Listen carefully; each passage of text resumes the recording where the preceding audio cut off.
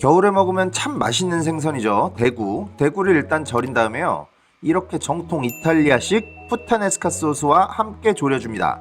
부드러운 생선살과 강렬한 소스가 만난 이 환상의 조합, 아니 게다가 만들기까지 쉬워요. 연말 홈파티 메인 선수로 띄워도 됩니다. Fish Stew in Puttanesca Sauce.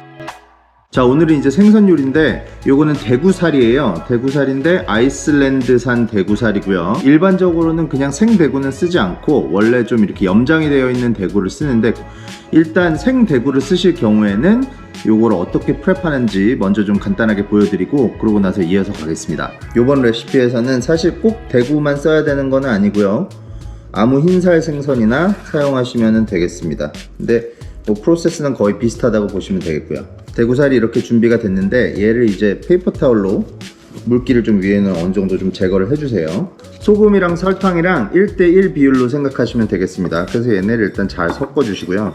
이제 섞인 설탕이랑 소금이랑 위에 이렇게 충분하게 덮어주시면 되겠습니다. 이 밑에도 전부 다 커버를 하는 게 목적이니까 넉넉하게 이렇게 뿌려주시고요. 양식에서 말하는 큐어링을 하는 건데 오늘은 큐어링을 딱 하룻밤만 진행을 할 예정입니다. 어떻게 조리하냐에 따라 다르겠지만은 생선에서 수분을 제거를 해주면은 그만큼 생선 안에 있는 감칠맛이 더 나거든요. 그래서 그걸 목적으로 이렇게 하룻밤새 큐어링을 진행을 하도록 하겠습니다. 자, 그래서 이렇게 골고루 다 묻었으면은 얘네를 이제 와이어렉이 있는 이 트레이에 옮겨 담으셔서요. 원래는 랩을 덮지 않고 냉장고에서 이제 큐어링을 하는 게 정석인데 수분이 날아가야 되니까, 근데 가정집이니까 아무래도 다른 음식이랑 같이 넣어야 돼서 이제 위생 문제도 있고 해서 이렇게 덮어서 냉장 보관을 하도록 하겠습니다. 자, 이제 다 끝났는데 간단하죠? 저는 내일 다시 영상으로 찾아뵙도록 하겠습니다. 자, 하룻밤새 염장을 했던 대구가 이렇게 좀 어느 정도 만져보시면 이렇게 단단한 느낌이 날 거예요. 얘를 이제 차가운 물에 씻어주겠습니다. 이걸 차가운 물에 씻어주지 않으면 너무 짠맛이 나갖고 요거를 일단 물에 깨끗하게 이렇게 씻어주시고요. 수분이 빠지면서 요 단백질 조직이 좀 이렇게 수축을 해서 딱딱해진 걸 느끼실 수가 있을 거예요. 자, 대구살을 이렇게 세척을 다 하신 다음에는 페이퍼 타올로 이렇게 물기를 좀 제거를 해주시면 되겠습니다. 뭐 이게 대단한 그런 게 있는 게 아니라 미리 맛을 한번 입혀놓는다고 생각을 하시면 되기 때문에 뭐 간단한 거죠. 물기를 좀 제거를 해주겠습니다. 그리고 염장이 미리 돼 있으니까 소금 간을 따로 하지는 않고요, 후추만 조금 뿌려서 이렇게 옆에 잠깐 두시면 되겠습니다.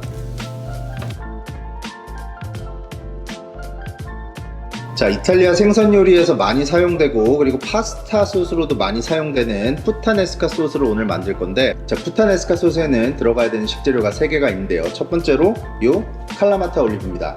칼라마타 올리브 같은 경우는 일명 이제 그릭 올리브로도 알려져 있는데요. 그릭 올리브랑 칼라마타 올리브는 어떻게 보면 각고 좀 다릅니다. 쉽게 말씀드리면 그리스 올리브라는 커다란 범주 안에 칼라마타는 그냥 하나의 품종을 얘기하는 거고요.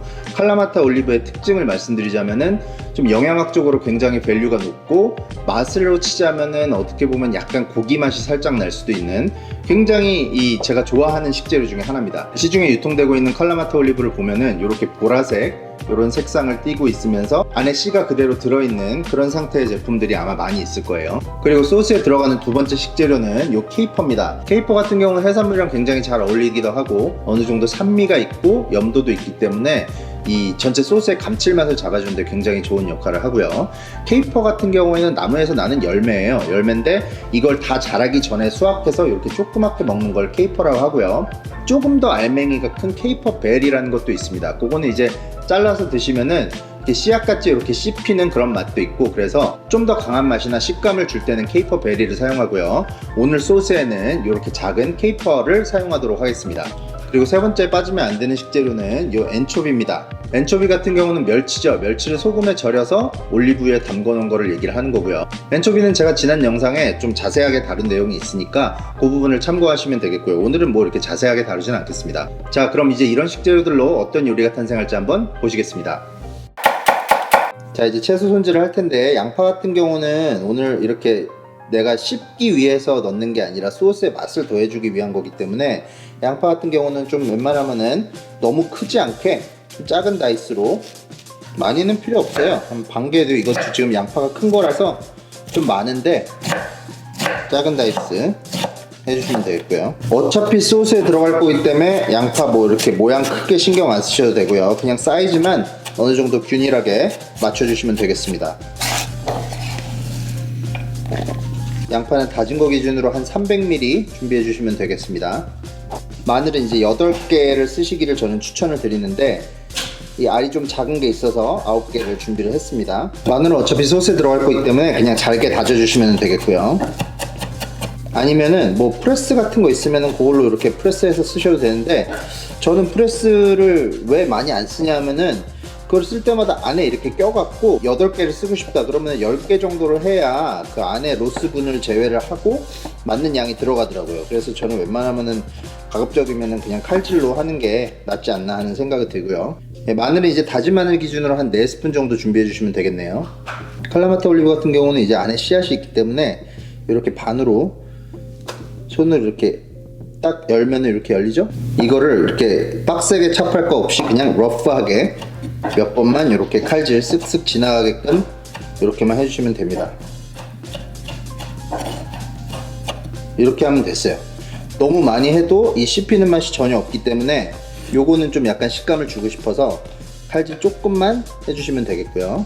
이게 이탈리안 요리이기 때문에 파슬리를 또 안 쓸 수가 없죠. 파슬리 같은 경우는 한 4분의 1단 정도 필요하고요. 이거를 chopping한 기준으로 나중에 알려드릴 텐데 요거를 오늘 조리에도 들어가고 그리고 가니쉬로도 마지막에 조금 더 뿌려서 색감도 좀 주고 할게요. 그리고 이렇게 꼬불꼬불 파슬리랑 이렇게 플랫리프 이탈리안 파슬리라고 하죠. 이렇게 이파리가 평평한 거 그거랑 차이가 있나요? 물으시는 분들도 가끔 있는데 차이는 거의 없습니다. 그냥 이제 보이는 그 모양이 다를 뿐이지 이 파슬리의 맛이랑 향이랑 이런 거 다 똑같습니다. 파슬리 같은 경우는 저희 더 프로키친의 공식 지정 칼질인 쉐프나드 컷을 해주시면 되겠고요. 뭐 이렇게 대단하게 어려운 건 없이 이렇게 둘둘 말아서 얇게 썰어주시면 되겠죠. 자, 그래서 이렇게 길게 잘렸으면은 그냥 그대로 두지 마시고 한 번, 두 번, 세 번 요 정도만 해주시면은 충분합니다. 자, 그리고 엔초비 같은 경우는 너무 짤 수도 있으니까 이 차가운 물에 조금 담궈서 염도를 빼주신 다음에 사용하시기를 저는 추천을 드립니다. 레스토랑들도 일반적으로 이렇게 많이 사용을 하고요. 엔초비 같은 경우는 이렇게 소스에 들어가서 이 맛만 내는 거기 때문에 잘게 다져주시면 되겠고요. 이게 감칠맛이 굉장히 많이 납니다. 한국에서 뭐 이렇게 찌개 끓일 때 새우젓 같은 거 넣잖아요. 그런 거랑 비슷한 그런 감칠맛을 더해주기 위한 그런 식재료죠. 자, 엔초비는 이렇게 가급적 잘게, 얘는 이제 씹히는 용도가 아닌 맛을 내기 위한. 자, 그리고 오늘 토마토 소스의 맛을 내는 데는 토마토 페이스트나 뭐 토마토 퓨레 같은 게 아닌 이렇게 다이스된 토마토를 저는 사용을 할 거거든요. 다이스된 토마토 같은 경우는 이제 열어보시면 모양이 이렇습니다. 이걸 구하기가 힘들다 그러면 토마토 소스 퓨레로 되어 있는 거 있죠? 그걸 쓰셔도 되고 아니면 이렇게 홀 토마토 캔에 담긴 게 있어요. 그걸 이제 본인이 직접 칼로 다이스를 해서 사용하셔도 되고요. 이 신선한 토마토의 맛을 내기 위해서 저는 이제 오늘 체리 토마토도 준비를 했는데 저 캔에 들어있는 다이스 토마토랑 요 프레쉬한 토마토랑 섞어서 쓰면은 이 토마토 맛이 굉장히 배가가 되겠죠. 그래서 그런 의미에서 체리 토마토도 준비를 해주시고요. 자, 식재료 준비가 끝났는데 이제 조리하러 가보겠습니다.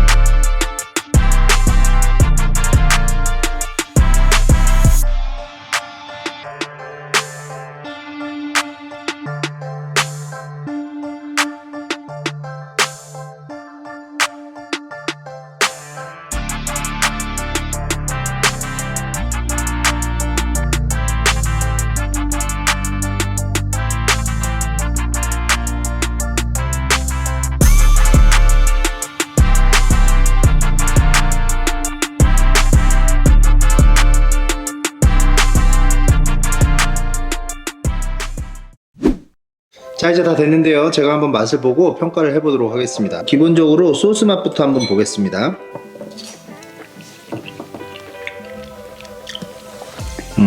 야, 이거는 뭐 정통 이탈리안이다 라고 표현할 수밖에 없을 것 같습니다.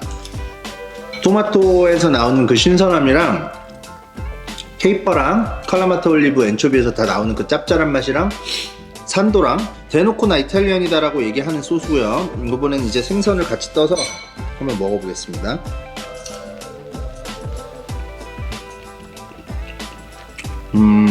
소스 만들 때 소금 간을 안 했거든요. 근데 생선이 그 전날 밤에 벌써 절여놓은 게 있으니까 그 염도랑 지금 소스 안에 들어있는 엔초비랑 뭐 케이퍼랑 기본적으로 염도를 가지고 있는 것들이랑 같이 어우러져 갖고 뭐 짜기 정도는 딱 이 염도는 딱 맞춘 것 같고요.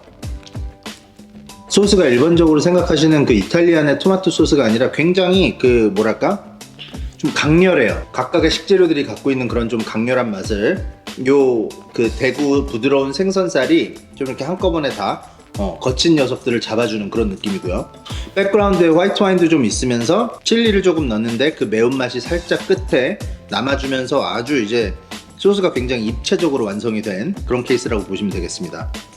연말에 홈파티 같은 거 하실 때 이런 거 하나 만들어 놓고 이제 나눠서 드시기 굉장히 좋은 메뉴인 것 같고요. 이 정도면 됐어. 팔아도 돼. 시간이 너무 빨리 가서 벌써 크리스마스랑 연말이네요. 시청해주신 모든 분들 개개인과 가정에 사랑과 평화가 가득한 연말 되시길 진심으로 기원하면서 저는 다음 시간에 또 좋은 레시피로 찾아뵙겠습니다. 감사합니다.